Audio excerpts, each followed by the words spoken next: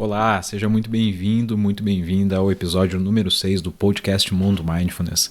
Eu sou o Almir e hoje nós vamos conversar um pouco sobre 4 pilares importantes de acordo com a ciência para cultivarmos mais bem-estar, mais qualidade de vida e equilíbrio emocional. Se você estiver assistindo esse vídeo no YouTube, peço por favor que você deixe o like aqui, se inscreva no nosso canal se ainda não é inscrito ou inscrita e ative o sininho. Do lado do botão de inscrever-se tem um sininho. Se você apertar nesse sininho e selecionar todas, você recebe todas as nossas atualizações. Sempre que postarmos vídeos novos, você vai ser notificado ou notificada. Ok? Por fim, peço que você compartilhe também essas informações, caso acredite que elas possam ajudar outras pessoas. Caso você esteja ouvindo esse podcast em alguma plataforma, como o Spotify ou outras, as referências estarão na descrição deste episódio, ok? Beleza, pessoal, vamos lá, vamos falar sobre esse tema que é super importante e é baseado em alguns estudos bastante recentes que mostram que cultivar algumas características, algumas habilidades pode nos ajudar muito a ter mais bem-estar e qualidade de vida. Mas antes da gente começar a falar desses 4 pilares, é importante ter uma ideia um pouquinho maior do contexto e por que pode ser determinante cultivar essas habilidades, principalmente nos dias de hoje. Se formos pensar e nos lembrar de como viviam os nossos ancestrais antigamente, primeiro falando especificamente de uma característica que hoje entendemos como algo primordial, mas até que a ciência chegasse a essa conclusão, a gente não tinha tanta certeza disso assim, está relacionada à atividade física. E você já vai entender por que estou usando essa analogia. Mas vamos lá. Quando os nossos ancestrais ainda nem tinham ferramentas para realizar caça e coisas do gênero, eles andavam muito em busca de comida. E por andarem muito, eles estavam frequentemente realizando atividade física. O nosso corpo foi se desenvolvendo para que a gente pudesse ter condições de realizar atividades e, inclusive, temos necessidade de realizar essas atividades para que possamos nos manter saudáveis, certo? Isso é consenso, todo mundo sabe que é importante. Por mais que muitas vezes a gente não faça atividade física, nós sabemos que realizar atividade física é importante, certo? Conforme a gente foi se tornando uma sociedade diferente do que éramos, a gente passou a realizar menos atividade física, ficar mais parado em um lugar, e isso acabou mudando um pouco a maneira como a gente mexia o nosso corpo. Por fim, o que acontece é que algumas áreas da ciência chegaram à conclusão que é bastante importante a gente realizar atividade física e vários exercícios físicos foram desenvolvidos para que a gente possa suprir essa necessidade. E aqui a gente chega em outro ponto, que por enquanto a gente ainda não tem uma ideia tão ampla assim relacionado a práticas que nos ajudam a manter, a cultivar uma saúde mental e emocional mais equilibrada. Mas, se pararmos para pensar, funciona mais ou menos do mesmo jeito. Por quê? Antigamente a gente tinha muito menos demandas, ou menos demandas, e, portanto, ficávamos menos estressados. Não tínhamos que nos preocupar com tantas coisas. A gente acessava bem menos informações. Porém, hoje, tudo é muito mais rápido. Todas as coisas acontecem muitas vezes ao longo do dia. Estamos conectados quase que 100% do tempo, muitos de nós. E tudo isso demanda bastante da nossa capacidade cognitiva. E muitas vezes isso pode trazer mais estresse, mais ansiedade ou quadros mais graves como depressão e por aí vai. E por que eu estou falando tudo isso? Fazendo essa comparação com a atividade física. É bastante interessante a gente pensar no seguinte sentido.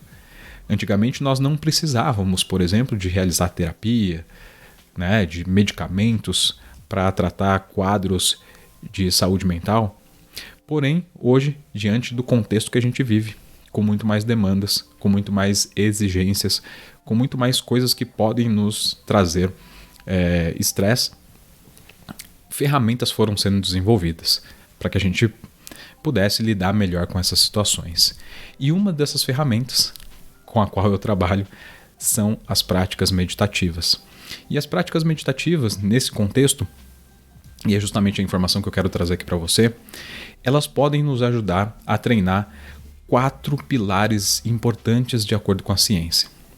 E esses pilares foram identificados por pesquisadores da Universidade de Wisconsin-Madison, mais especificamente pela equipe do Dr. Richard Davidson, que é um pioneiro na neurociência contemplativa, ou seja, é uma área da neurociência que estuda o impacto das práticas contemplativas no nosso sistema nervoso. E o que a equipe do Richard Davidson diz? Que há 4 pilares importantes, como mencionei anteriormente. O primeiro pilar está relacionado à consciência, à atenção. O que isso significa?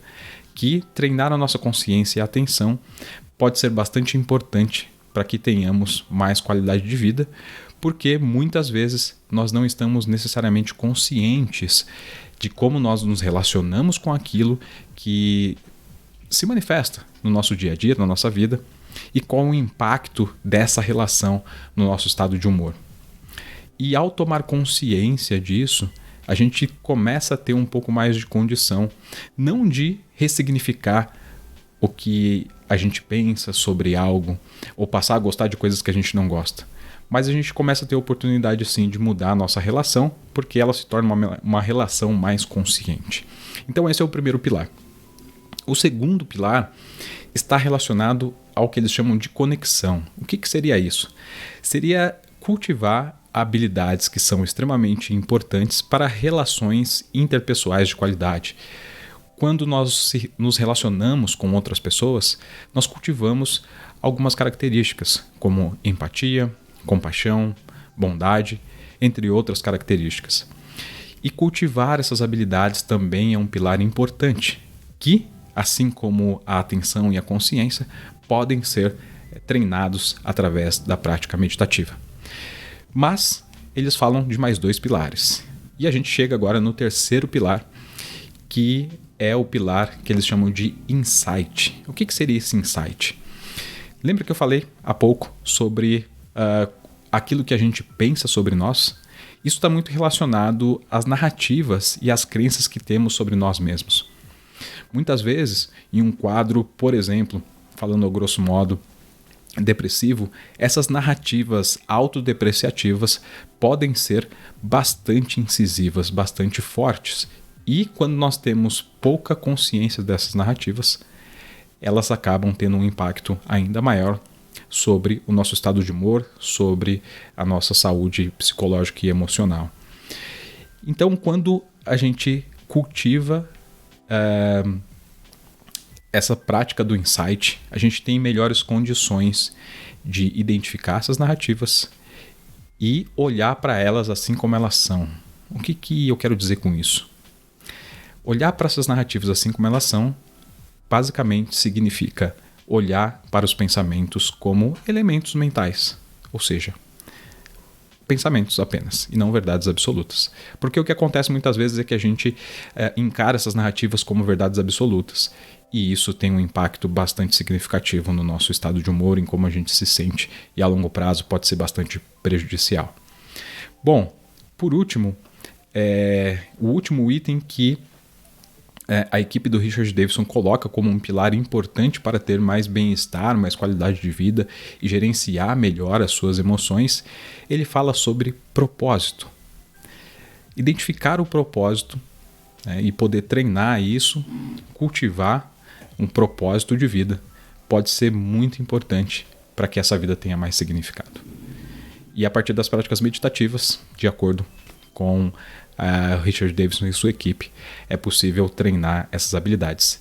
E o mais bacana, isso não exige muito tempo do nosso dia. A gente pode começar, como o próprio Richard Davidson fala numa palestra num TED que ele fez em 2019, inclusive eu vou deixar aqui o link na descrição, a gente pode começar com apenas 3 minutos. E se você quiser conhecer um pouco mais dessas práticas, você pode dar um pulo aqui no nosso canal, que você vai encontrar muitas outras práticas de mindfulness, de compaixão principalmente, e algumas outras em menor quantidade de insight e de propósito, acredito que não tem nenhuma. De qualquer forma, se você se interessa por meditação e quer saber um pouco mais ou quer uma estrutura com um passo a passo para que você possa incluir a meditação no seu dia a dia, eu te convido a conhecer o nosso curso. Nós temos um curso em áudio que é feito justamente para quem está começando a meditar ou para aquelas pessoas que já tentaram meditar, mas têm dificuldade de retomar a sua prática meditativa. Esse curso serve para que vocês possam se engajar na meditação e consumir esse conteúdo de uma maneira mais simples, mais fácil. Como ele é um curso em áudio, você consegue realizá-lo em qualquer lugar, inclusive offline, porque o aplicativo que nós utilizamos permite que você baixe as aulas para o aplicativo e consiga utilizar em qualquer lugar. Se você quiser conhecer esse nosso curso, que se chama Você Também Pode Meditar, é só dar um pulinho aqui na descrição ou no primeiro comentário fixado para conhecer um pouco mais sobre o nosso curso, ok? Bom, se você quiser saber mais sobre essas informações passadas aqui, eu recomendo que você conheça o site do professor Richard Davidson. Vou deixar o link aqui embaixo também.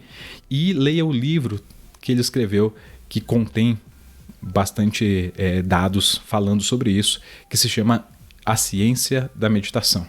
Vou deixar um link aqui embaixo. Se você comprar o livro por esse link, você também ajuda a gente a manter esse trabalho aqui, tá bom? Bom, é isso aí. Assim, dessa maneira, a gente vai terminando esse episódio, o episódio número 6 do nosso podcast. Dessa vez sem nenhum convidado, mas trazendo uma informação um pouco mais rápida aqui. E caso você tenha gostado, por favor, e tiver no YouTube, não esqueça de deixar o like aqui, de compartilhar. Manda para os seus amigos pelo WhatsApp ou por onde você achar melhor, se você acreditar que essa informação pode ajudar outras pessoas, tá bom? Eu vou ficando por aqui, te espero no próximo episódio, na próxima quarta-feira. Valeu, um grande abraço, tchau, tchau, até lá.